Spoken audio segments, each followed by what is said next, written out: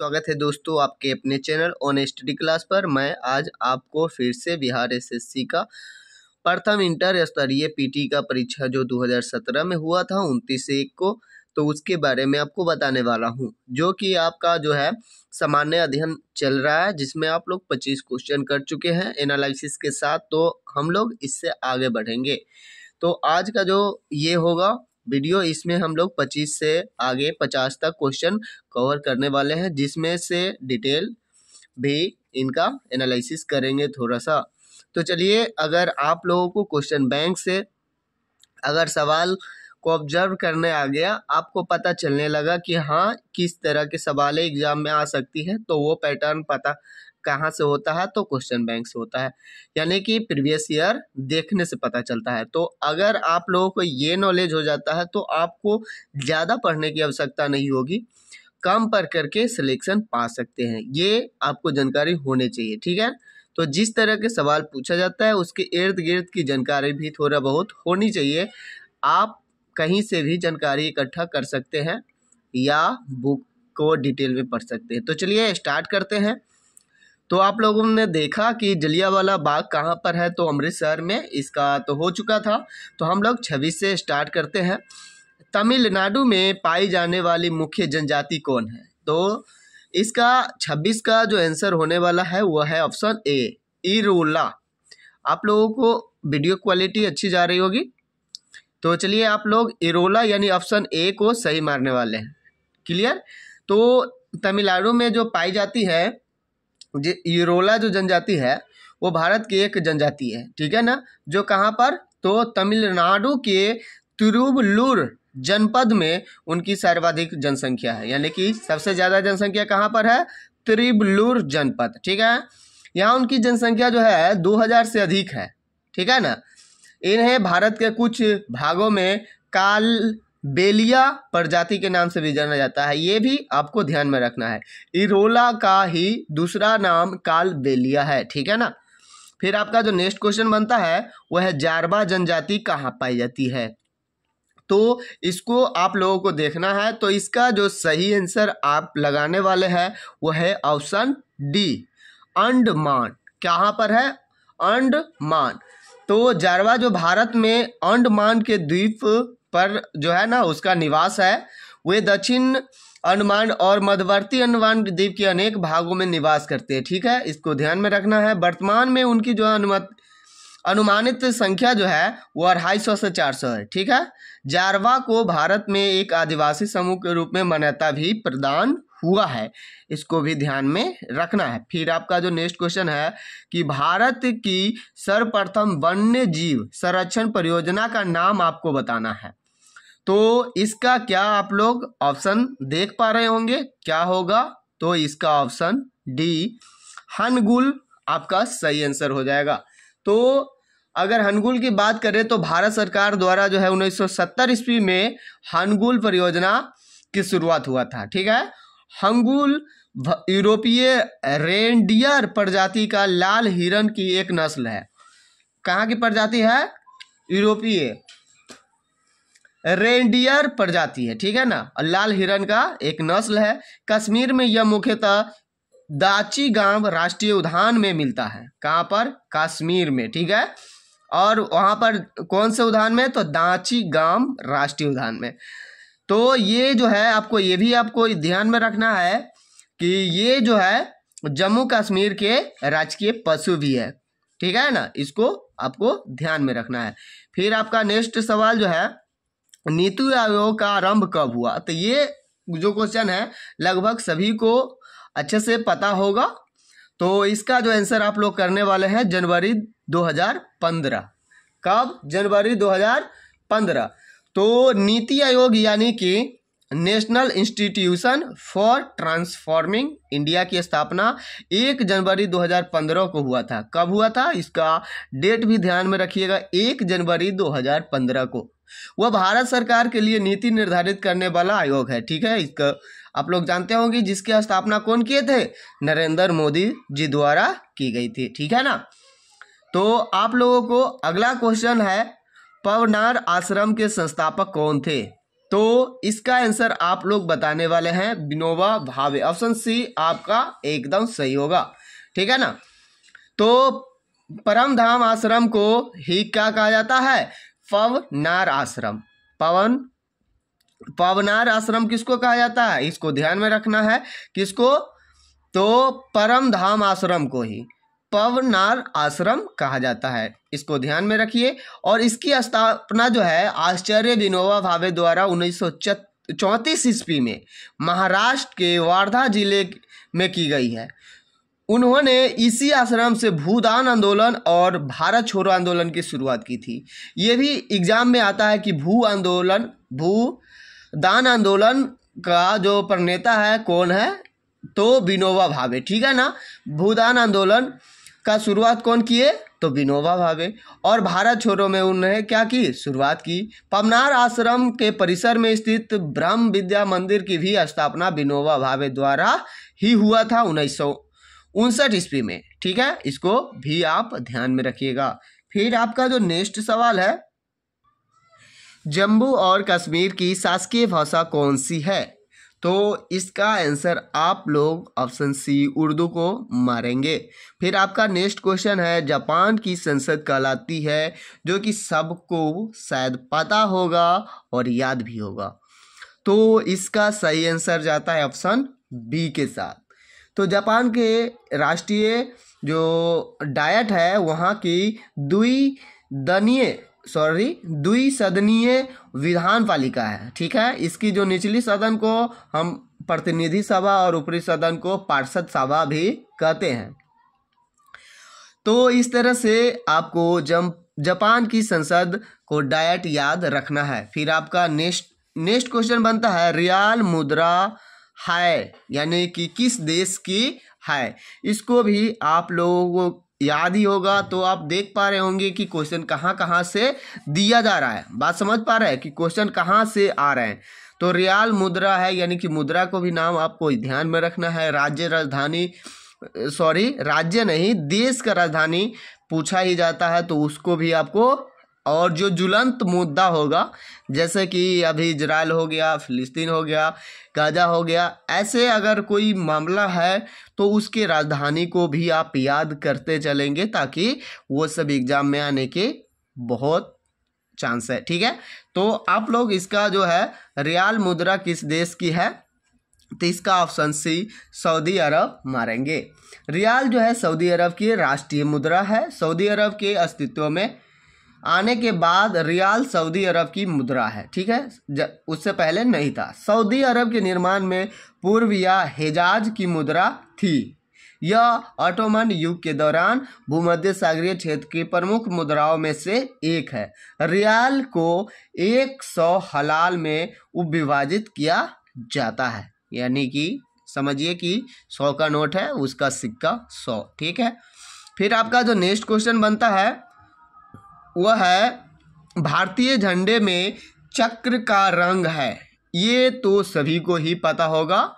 तो आप लोग 34 नंबर सवाल का आंसर बताने वाले हैं ऑप्शन ए नीला। सभी के सभी जानते हैं कि आपका जो झंडा है उसमें बीच में तिरंगा में जो होता है वो क्या है? अशोक का चक्र होता है, जो धर्म का क्या है? धर्म चक्र है और धर्म का प्रतीक है कि वो चलता है। इस चक्र का जो रंग है नीला होता है। इसमें आप लोगों को तिल्लियाँ बता दूं तो 24 होता है, सबको पता होगा। हर एक तिल्ली का अपना अपना एक विशेष मतलब भी होता है। जो ये तिल्लियाँ जो है मनुष्य के 24 गुणों को दर्शाती भी है। तो इस तरह से आपको ध्यान में रखना है। फिर आपका जो नेक्स्ट क्वेश्चन बनता है वो है, वंदे मातरम का अंग्रेजी में अनुवाद किसने किया? अंग्रेजी में तो वंदे मातरम का सबसे पहले हम लोग लेखक को जान ले। तो वंदे मातरम का जो लेखक है वह है बंकिम चंद्र चटर्जी। कौन है? बंकिम चंद्र चटर्जी, जिसको आपको ध्यान में रखना है। तो इसका इंग्लिश अनुवाद जो करने वाले हैं वो कौन थे? तो आपका 35 का ऑप्शन सी अरविंदो घोष आपका सही आंसर हो जाएगा, ठीक है। तो वंदे मातरम को जो है ना अरविंद घोष क्या किए थे? द्वारा अंग्रेजी में अनुवादित किया गया था। उनका द्वारा जो अनुवादित वंदे मातरम सभी छंदों का साहित्यिक अनुवाद 20 नवंबर 1909 को कर्मयाग में प्रकाशित हुआ। अरविंद घोष ने mother I go to the नामक शीर्षक में अंग्रेजी में छंद रूप में एक कविता का अनुवाद भी किया हुआ है, मतलब किए हुए हैं। ठीक है, इसको भी ध्यान में आपको रखना है। फिर आपका जो है तो इसका क्वेश्चन का आंसर आपको पता चल गया। अरविंद घोष, बंकिम चंद्र क्या है, इनके लेखक है। चैत्र एक प्राय पड़ता है इस दिन, यानी कि चैत्र का जो पहला तारीख है हिंदी में, वह अंग्रेजी के कौन से तारीख में आता है, 1 तारीख, जिसको आपको ध्यान में रखना है। तो ऑप्शन डी आपका 22 मार्च चला जाएगा इसके साथ। तो देखिए, चैत्र का हिंदू का पंचांग का पहला मास होता है। हिंदू में हम लोग चैत्र से शुरू करते हैं, चैत वैशाख जेठ आषाढ़, तो इस तरह से होता है, जैसे कि जनवरी फरवरी स्टार्ट में होता है। ठीक है ना। तो हिंदू में इसी महीने के पहली तारीख से हिंदू नव वर्ष की शुरुआत हो जाता है, जिसे संवत्सर कहा जाता है। चैत्र मास की पूर्णिमा यानी कि चित्रा नक्षत्र में होती है, इसी कारण इसी महीने का नाम चैत्र पड़ा है। तो इसका जो आंसर आप लोगों को पता चल गया है, कौन सा, तो 22 मार्च, ऑप्शन डी। फिर आपका नेक्स्ट क्वेश्चन है, सत्यमेव जयते यहाँ से लिया गया, कहाँ से लिया गया है, तो ये भी आपको पता होगा। तो आपका ऑप्शन बी मुंडक उपनिषद आपका सही हो जाएगा। तो सत्यमेव जयते भारत का राष्ट्रीय आदर्श वाक्य है, जिसका अर्थ होता है सत्य की ही विजय होता है। यह वाक्य भारत के राष्ट्रीय प्रतीक के नीचे देवनागरी लिपि में लिखा हुआ रहता है। सत्यमेव जयते मूलतः मुंडक उपनिषद से लिया गया है, ये आप लोग को याद होगा। आपका अगला जो नेक्स्ट क्वेश्चन है वह है, मार्च 2016 में गतिमान एक्सप्रेस की अजमाइशी ट्रियल यात्रा दिल्ली और इस शहर के मध्य की गई, यानी किस शहर के मध्य की गई। तो इसका जो सही आंसर है ऑप्शन डी, आगरा। क्या है, आगरा। फिर आपका नेक्स्ट क्वेश्चन है, किसका उपनाम द वॉल है। इसमें से ऑप्शन जो है आपका 39 का डी, राहुल द्रविड़। कौन सा है, राहुल द्रविड़। तो क्रिकेट जगत में आपको पता होगा कि द वॉल यानी दीवार के नाम से भारतीय क्रिकेट राहुल द्रविड़ को जाना जाता है। दीवार समझ रहे हैं ना, वॉल मतलब दीवार, तो द वॉल यानी दीवार के नाम से किसको जाना जाता है, राहुल द्रविड़ को। ऑप्शन डी आपका सही आंसर हो जाएगा। फिर आपका जो नेक्स्ट क्वेश्चन है वह रेड क्रॉस का मुख्यालय कहाँ पर है, तो इसका सही आंसर हो जाएगा ऑप्शन ए, स्विट्जरलैंड। कहाँ पर, स्विट्जरलैंड। रेड क्रॉस को अंतर्राष्ट्रीय रेड क्रॉस और रेड क्रेसेंट मूवमेंट के नाम से भी जाना जाता है। इसका मुख्यालय जिनेवा में है, वो भी आपको याद रखना है, जो स्विट्जरलैंड में है। ठीक है ना। अगला जो है, इसमें अगर कुछ और बात रखें तो इसकी स्थापना हेनरी डुनॉट और गुस्ताव मोइनियर द्वारा 1863 ईस्वी में किया गया था। यह जो है अंतर्राष्ट्रीय और आंतरिक सशस्त्र युद्ध पीड़ितों के जीवन और मान मर्यादा बचाते हेतु कार्यरत एक अंतर्राष्ट्रीय लोक परोपकारी आंदोलन है। ठीक है। तो आपका नेक्स्ट क्वेश्चन जो है, आनंद मठ के लेखक थे, तो इसका भी आंसर सबको याद होगा। अब बहुत इजी क्वेश्चन है, परंतु अब जो है थोड़ा सा टफ क्वेश्चन होगा, क्योंकि ये 2017 का है। तो आप समझ पा रहे होंगे कि अभी 17 नहीं है, 24 में एग्जाम होगा, तो 3 और 4 7 साल की बात है। तो इसलिए क्वेश्चन तो कुछ होगा इससे टफ। क्लियर। तो इसी तरह के क्वेश्चन मगर होंगे, परंतु टॉप होगा। क्लियर। तो अगला जो है, आनंद मठ के लेखक थे, इनमें से कौन है, तो आपको पता होगा इसका आंसर कौन है, बंकिम चंद्र। कौन है, बंकिम चंद्र। तो बंकिम चंद्र जो है वो आनंद मठ बांग्ला भाषा के एक उपन्यास है, जिसकी रचना किसने की है, बंकिम चंद्र चट्टोपाध्याय ने 1882 ईस्वी में किए थे। ठीक है। इस जो कृति का भारतीय स्वतंत्रता संग्राम के क्रांतिकारियों पर बहुत गहरा प्रभाव पड़ा। भारत का राष्ट्रीय गीत वंदे मातरम इसी उपन्यास से लिया गया है। फिर आपका जो नेक्स्ट क्वेश्चन है वह है, द ऑडेसिटी ऑफ होप किसने लिखी है, तो पुस्तक का नाम भी पूछता है, जो कि आप लोगों के एग्जाम में भी आएगा, परंतु पुस्तक का नाम आपको सभी तरह के याद रखनी होगी।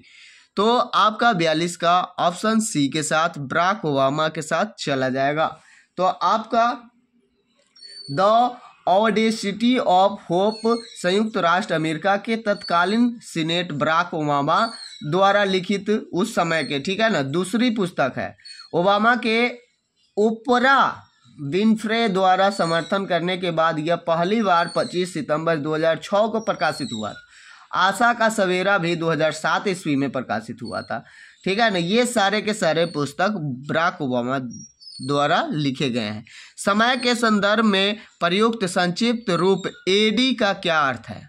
तो एडी आप लोगों को अच्छी तरह से पता होगा कि एडी क्या है, तो इसको आप लोग बता भी सकते हैं। तो आपका इसका आंसर किसके साथ जाने वाला है? तो आपका 43 का ऑप्शन बी के साथ एनो डोमिनी, यानी कि आपका 43 जो है बी आपका करेक्ट आंसर हो जाएगा। तो एडी के से तात्पर्य एनो डोमिनी से है, ठीक है, इसको ध्यान में रखना है, जो कि लैटिन भाषा का शब्द है जिसका अर्थ होता है हमारे प्रभु का वर्ष। इस संक्षिप्त शब्द का प्रयोग ईसा मसीह के जन्म के बाद के वर्षों का संकेत देने के लिए किया जाता है। इसका प्रयोग जूलियन और ग्रेगोरियन कैलेंडर में वर्ष का नाम रखने या गिनने के लिए किया जाता है, ठीक है ना। तो इसको आप लोग ध्यान रखेंगे। फिर आपका नेक्स्ट क्वेश्चन है, आपको पता होगा कि ये क्वेश्चन जैसा कि आप देख रहे हैं, शहीदी दिवस कब मनाया जाता है, याद होगा कब मनाया जाता है। तो इसका 23 मार्च ऑप्शन सी सही हो जाएगा। तो भारत में हर वर्ष जो है 23 मार्च को शहीदी दिवस मनाया जाता है। इस दिन 1931 ईस्वी में ब्रिटिश सरकार ने भगत सिंह, सुखदेव और राजगुरु को फांसी दिए थे, ठीक है ना।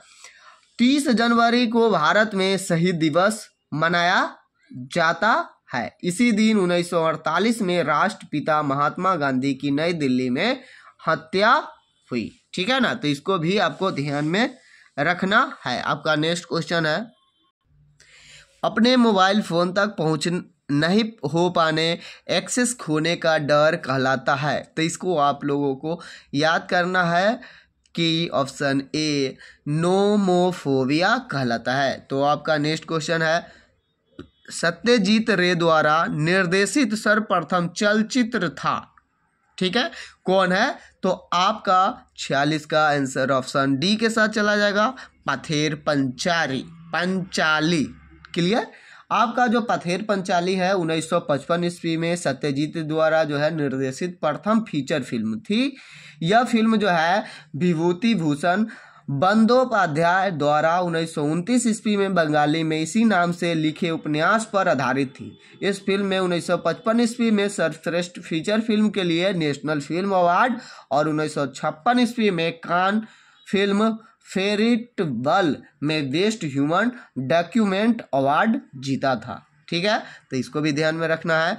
अगला जो क्वेश्चन है, भारत का सबसे बड़ा संग्रहालय कहाँ पर है? तो 47 का ऑप्शन सी कोलकाता हो जाएगा। तो आपका 47 में क्या हो जाएगा? आपका कोलकाता। आपका जो इसके बारे में अगर जानकारी है तो लंदन में स्थित ब्रिटिश म्यूजियम विश्व का सबसे बड़ा संग्रहालय है। अगर विश्व में पूछा जाए तो कहाँ पर है? तो लंदन में है। क्या नाम है? तो ब्रिटिश म्यूजियम विश्व का क्या है? सबसे बड़ा संग्रहालय है। जबकि भारत का सबसे बड़ा संग्रहालय भारतीय संग्रहालय कोलकाता है, जिसमें 1814 ईस्वी में खोला गया था। यह एशिया का सबसे पुराना भी संग्रहालय है। ऐसा भी क्वेश्चन पूछा जा सकता है कि एशिया का सबसे पुराना संग्रहालय कौन है? तो वही है कोलकाता, ठीक है ना। आपका नेक्स्ट क्वेश्चन जो है वो भी आपको याद ही होगा, पंचतंत्र किसने लिखा था? तो 48 का आप लोग ऑप्शन ए विष्णु शर्मा ही मारेंगे। आपका जो नेक्स्ट क्वेश्चन है वह है, कौन अपने आयुर्वेद के ज्ञान के लिए प्रसिद्ध था? तो 49 में आप लोग ऑप्शन सी धन्वंतरी को मारेंगे। अगला है 50 और इस वीडियो का लास्ट क्वेश्चन है, आईपीएल यानी क्रिकेट का आरंभ कब हुआ था? आईपीएल का तो इसका जो है इंडियन प्रीमियर लीग IPL का अर्थ होता है भारतीय क्रिकेट नियंत्रण बोर्ड द्वारा संचालित ये पेशेवर 2020 प्रतियोगिता है, ठीक है ना। इसकी शुरुआत 18 अप्रैल 2008 को हुई थी। आज यह दुनिया का सबसे बड़ी क्रिकेट लीग है। इसका पहला मैच 18 अप्रैल को रॉयल चैलेंजर्स बेंगलोर RCB और कोलकाता नाइट राइडर्स KKR के बीच हुआ था। इसको भी आपको ध्यान रखना है। तो इस तरह से आप देख पा रहे हैं कि हमारा जो क्वेश्चन है अब समाप्ति की ओर है। तो हम लोग देखेंगे कि इस तरह से कितने क्वेश्चन कर पाए हैं और आप लोग ये भी गेस करेंगे कि इसमें से कितना हमारा करेक्ट भी हो रहा था, ठीक है। तो हम लोग फिर नेक्स्ट वीडियो में मिलेंगे। तब तक आप लोग इस तरह के क्वेश्चनों को एनालिसिस करेंगे, वीडियो को देखेंगे, रिवीजन करेंगे और इससे जुड़ा जो भी आपको मिलता है क्वेश्चन आप उसको रट जाएंगे। फिर मिलते हैं नेक्स्ट वीडियो में। Thank you for watching.